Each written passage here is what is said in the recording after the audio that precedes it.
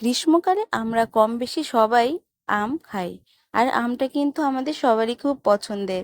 আর আমটা যখন খুব বেশি পেকে যায় তখন কিন্তু আমরা সেটাকে না খেয়ে ফেলে দিই। আর এটাকে না ফেলে দিয়ে কিন্তু এইভাবে খুব মজাদার একটি জুস তৈরি করে নিতে পারেন। তো পাকা আমটাকে খুব ভালোভাবে পিউরি বের করে নিয়ে একটি ব্লেন্ডার জারের মধ্যে দিয়ে দিলাম।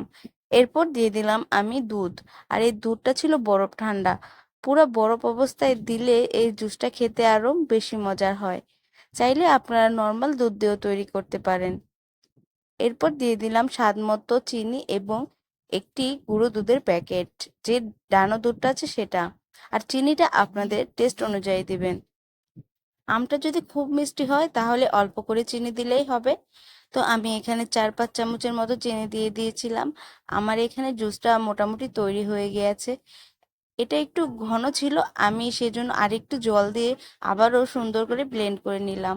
আর এই জুসটা খেতে যে এত মজার, আপনারা যদি একবার বাসায় এই আমের সিজনে এই জুসটা তৈরি করে না খান তাহলে এটার টেস্ট বুঝতেই পারবেন না। তো একটা গ্লাসের মধ্যে আমি কিছু বরফ নিয়ে নিচ্ছিলাম। যেহেতু প্রচন্ড গরম ছিল, জুসটা অনেক ঠান্ডা ছিল, তারপরও আবার একটু বরফ দিয়ে ঠান্ডা করে এটাকে খুব মজা করে খেয়ে নিয়েছিলাম। এটা কিন্তু অনেকটাই মজা হয়েছিল। বাসায় বাচ্চা থেকে বড় সবাই কিন্তু এই জুসটা খুব পছন্দ করবে।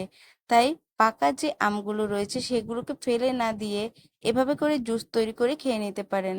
আমার এই ভিডিওটা আপনাদের কেমন লাগলো অবশ্যই কমেন্ট করে জানাবেন। আমার এই জুসটা আমার ছেলেরও খুব ভালো লেগেছিল, ওর কাছ থেকে ওর রিভিউটা একটু শুনে নিন। সবাই খুব ভালো থাকবেন। মজা।